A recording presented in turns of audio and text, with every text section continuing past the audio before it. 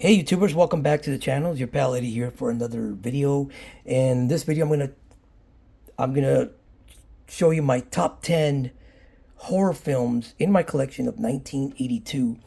But these five right here, they're like honorable mentions. I wanted to mention these before I start. Like Superstition. It's like a supernatural horror film. You got Blood Tide. This one features James Earl Jones, who recently passed away. Tenebrae, I mean Dario Argento's film. This is an amazing film. I love Tenebrae. Such an amazing setting. You got the colors that he uses. Like I just love his work. I mean, Argento is one of my favorite Italian directors. This is a giallo kind of giallo slasher. So if you guys haven't seen it, check it out. Cat People. This is another good one. It's very nostalgic. Very nostalgic for me. I've saw it when I was a kid, back in when I was 10 when it came out. And then the New York Ripper, Italian giallo slasher with directed by Lucio Fulci. Rest in peace, Lucio Fulci. This one is very. I mean, this one is very graphic. The kills are insane. It's got like a mystery, got police procedural going on. The killer is like taunting the cops. He calls them and in this high pitched voice, and he's got like a and then he quacks like Donald Duck. Very weird, man. But it's very good actually. It's a very good movie, but it's just very very graphic. So yeah, these are like the five honorable mentions that I wanted to throw in there. Now on with my rankings. So at number 10, we have The Beast Within. This one is very nostalgic for me as well because I saw it when it premiered on HBO. So it think back in the day, it premiered a year after it was released. So I was around 11ish when it came out in HBO, like in '83. And man, it scared the crap out of me. The opening scene just scared the crap out of me. I just switched the channel. The opening scene was like, wow. And as I got older, I watched the whole movie, and man, the practical effects, man, it's insane. You got like a transformation scene as well. It's a lot of people think it's a werewolf movie, but it's not. It's not a werewolf movie. He actually turns like into a cicada, a cicada, whatever you call it. I mean, it's like one of those insects, Yeah, very, very weird movie, but very freaky, very gory, very creepy. And that transformation scene, man, the last act, man, it's insane. So yeah, The Beast Within at number 10. At number 9, we got a slasher, Alone in the Dark. And you know me, as I mentioned before in the channel, I love slashers. So a lot of the slashers will probably be ranked in my top 10. And this one is Alone in the Dark. It's amazing slasher. I mean, it's kind of like a home invasion as well. And it's got a great cast. You got Donald Pleasant on this. Who else is on this? Jack Jack Palance. I mean, he's also in this. I mean, he's a phenomenal actor. Rest in peace to both.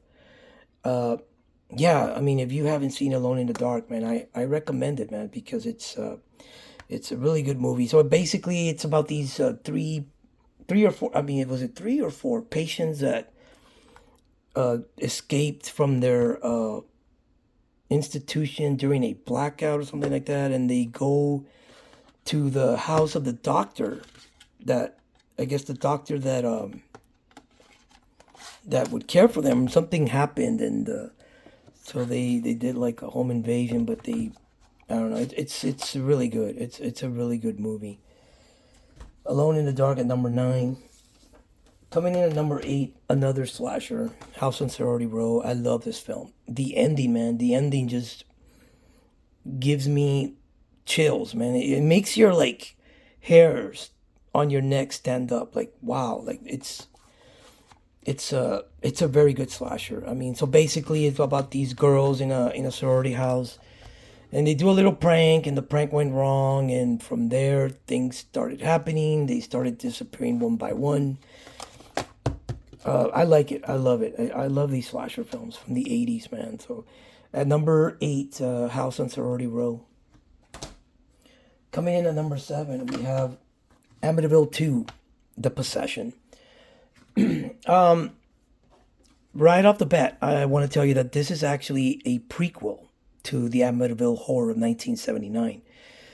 A lot of people don't know that. I don't know why. Like a lot of people think it's a sequel. No, was the first family that lived in the house. So the oldest teenage son is the one that gets possessed, and he kills the entire family. And so it kind of has like some Exorcist vibes, because towards like the last act, the priests try to do like an exorcism, stuff like that, and so yeah, this is actually a prequel. This one scared the crap out of me when I was a kid as well. I mean, I saw this one back in cable TV back in the early '80s when I was very young, and it creeped me out, man. It was really, really creepy, man. It scared me. You got a pretty good cast in here. Um, you got Burt Young, good old Polly from Rocky. He comes out in this. He plays the dad. So yeah, coming in at number where was I? 7, 7. Amityville 2: The Possession. 7. Coming in at number 6, we have Halloween 3: Season of the Witch. Now, when I first saw this as a kid, and I saw it in HBO as well, and I was so excited to watch it. I was looking forward to it, and then I was kind of disappointed because there was no Michael Myers. So, and I didn't. I gotta admit, I was not. I didn't enjoy it. I didn't like it. As I started getting older, and I would watch a couple of more times after that throughout the years, I started liking it. I started liking it more and more, and I could appreciate it now. Uh, I love this movie. It's a fun movie. The only thing that I think hurts this film is the title right here, Halloween 3. I think it should have just been called Season of the Witch. I think it should have been like a standalone instead of using the name Halloween 3, because I'm pretty sure when it came out, a lot of people were like me, like they wanted to see Michael Myers, and that was not the case. But you got a great cast. You got Tom Atkins in this. I mean, I have so much fun now, and it's a great movie to watch, this time of year in October. So yeah, Halloween 3, coming in at number 6. All right, coming in at number 5, another slasher, The Slumber Party Massacre. Man, I love this movie. I love this movie. It's got everything you want in a slasher. You got pretty good kills. You got a great setting. You got some nudity. I mean, that's what it was. That's what the way slashers were. Especially in the early '80s, which was the golden age of the slashers. Yeah, this is if you haven't seen this one and you like slashers like me, check it out, man. This is a real good one, and I like the cover art, man. You got the killer here with the drill; that's his weapon of choice, and you got the chicks right there. I mean, damn, and this is such a good movie, and I'm gonna rewatch this one pretty soon, man, because it's been a while since I've seen it, but man, it's so good. I love Slumber Party Massacre. All right, coming in at number 4, we have Friday the 13th, Part 3, in 3D. In 3D.